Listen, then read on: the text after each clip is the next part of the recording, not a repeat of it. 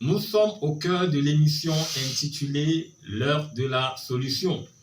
Et au travers des Écritures, nous voulons décrypter une autre forme de problème faisant plusieurs victimes qui en sont même inconscients.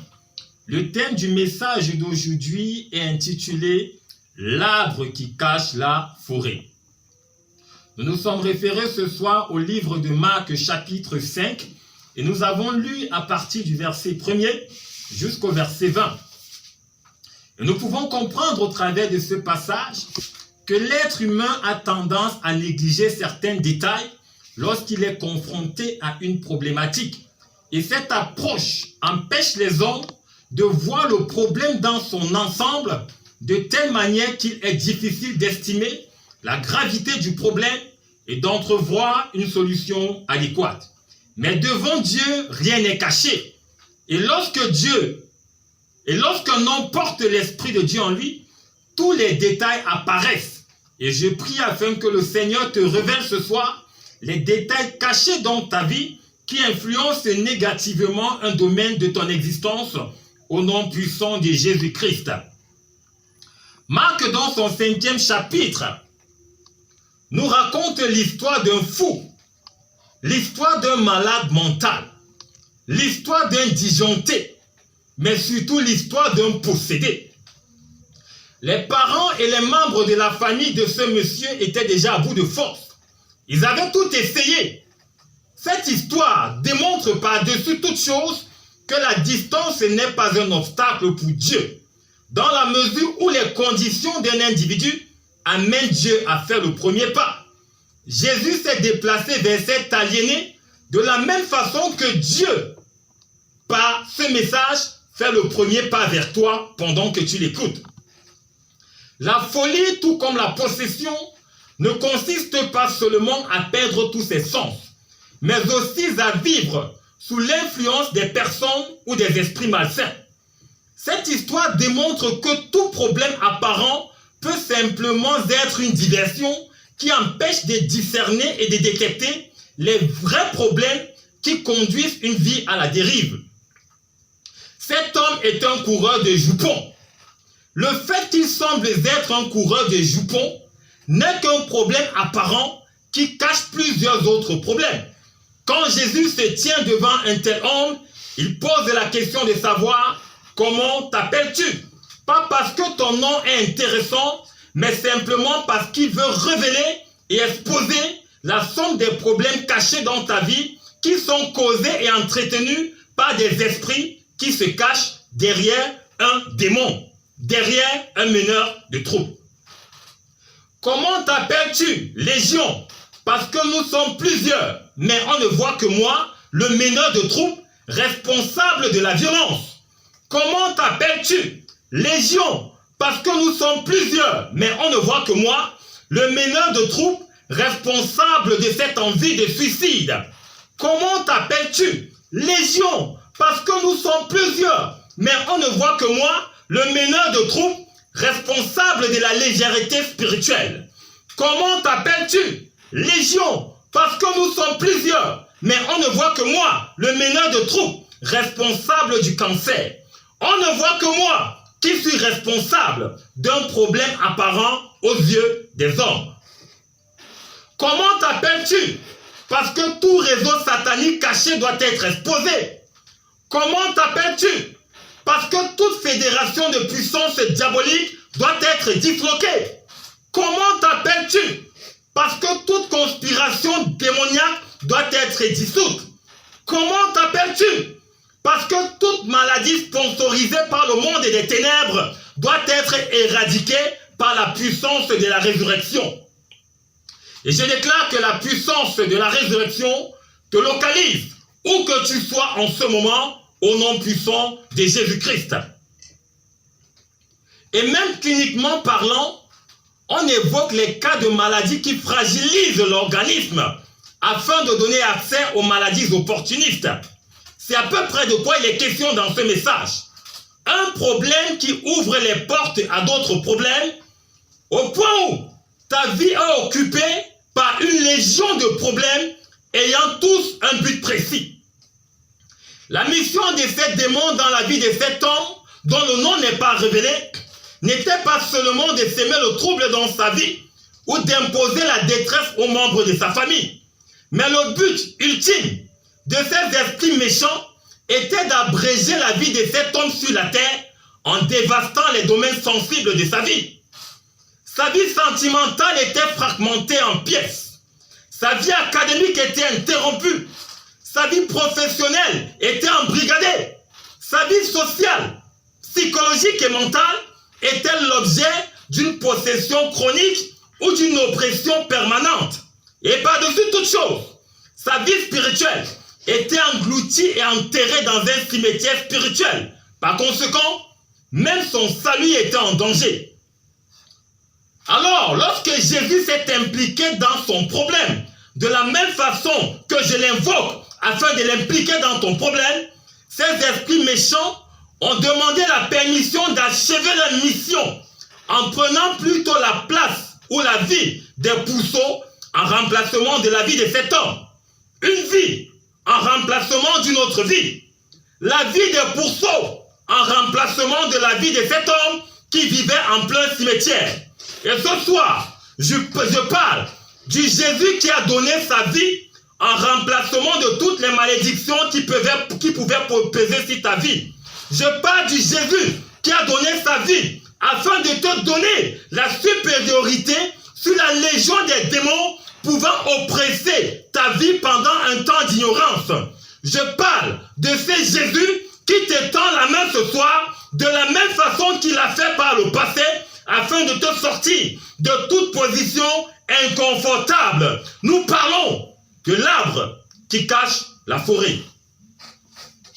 La science a l'art d'embellir ou d'attribuer des noms cliniques à certains cas qui détournent souvent l'attention des hommes sur la portée spirituelle d'un problème pouvant se cacher derrière la maladie physique ou derrière une maladie psychologique.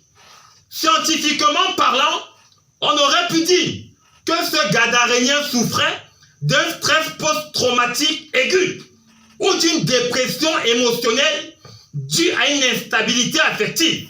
Bref, on pourra scientifiquement parlant attribuer un nom clinique au problème qui mine ta vie, tout comme on pouvait attribuer un nom scientifique à la possession de ces démoniaques. Mais sans vouloir extrapoler, ce que la médecine considère comme étant un simple problème clinique peut cacher une légion de problèmes spirituels. Peu importe où tu m'écoutes en ce moment, je prie afin que la main de Dieu te visite, afin de démanteler tout problème caché derrière un problème apparent qui captive toute ton attention. Et gloire soit rendue à Dieu que nous servons, parce que ceux qui combattent avec nous sont plus nombreux que ceux qui nous combattent. Même s'il y a encore dans nos vies un arbre qui cache la forêt.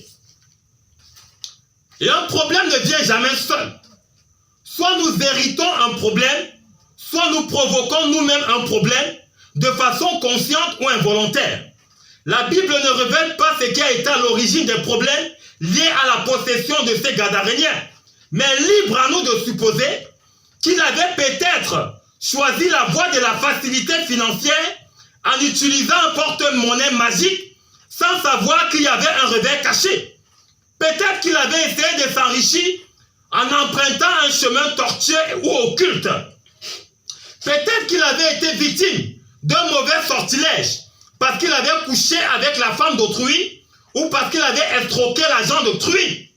Peut-être qu'il avait méprisé les réalités spirituelles parce qu'il n'avait pas d'attachement à Dieu. Il avait peut-être, et il avait encore peut-être fait quelque chose qui avait ouvert les portes de sa vie à cette légion de démons. C'était peut-être un ancien chasseur de démons qui avait cédé à une tentation charnelle ou à la cupidité. Il habitait le village voisin à la Galilée. Il faisait partie du peuple de Dieu. Mais son mode de vie avait fait de lui une proie à des esprits. Je ne sais pas trop à qui je m'adresse en ce moment, mais je viens simplement comme un émissaire t'annoncer qu'en dépit de la ténacité de ton cas, il ne se fait pas encore tard. Lève-toi et cours à Jésus, en dépit de la durée du trouble lié à ton passé, il est possible d'entrer dans une nouvelle ère. Lève-toi et cours à Jésus par la foi, afin qu'il te décharge de ce fardeau pesant.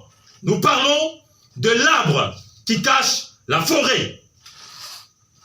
On parle d'une légion lorsque le nombre de soldats varie entre 4000 et 6000 soldats, dont ce Gadarénien transportait en lui environ 6000 esprits méchants. Ce Gadarénien était comparable à quelqu'un qui est confronté à 1001 problèmes à la fois, au point où il ne sait même pas par où commencer. Parce que l'ampleur de tes problèmes est supérieure à ce que tu disposes. Une légion dans la vie d'un seul homme. Ceci explique qu'un être humain ne se définit pas par son gabarit ou par sa taille, mais d'abord par son esprit. L'esprit d'un homme peut porter au-delà de ce que son corps physique est capable de porter. L'arbre qui cache la forêt. Tu ne dors peut-être pas physiquement dans un cimetière, mais pendant la nuit, dans ton sommeil, Dieu seul est capable de savoir ce que tu vis. Tu ne dors peut-être pas physiquement dans un cimetière, mais à force d'observer ta vie, on a l'impression que ta vie est un désert sans oasis.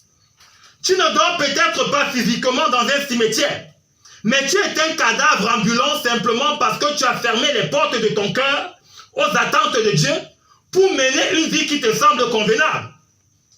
Tu ne dors peut-être pas physiquement dans un cimetière, mais tu galopes d'un problème troublant à un autre problème troublant au point où tu as l'impression que tu ne vis que pour stresser, pour résoudre les problèmes.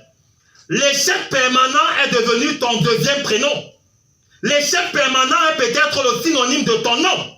Mais je suis venu te dire que Jésus a la capacité de démanteler dans ta vie l'arbre qui cache la forêt. Lorsque nous lisons le début de ce chapitre de Marc, chapitre 5, les écrits nous disent que lorsque ce possédé a vu Jésus, il a couru vers lui et un esprit s'est mis à parler pour dire « Seigneur, qu'y a-t-il entre toi et moi ?»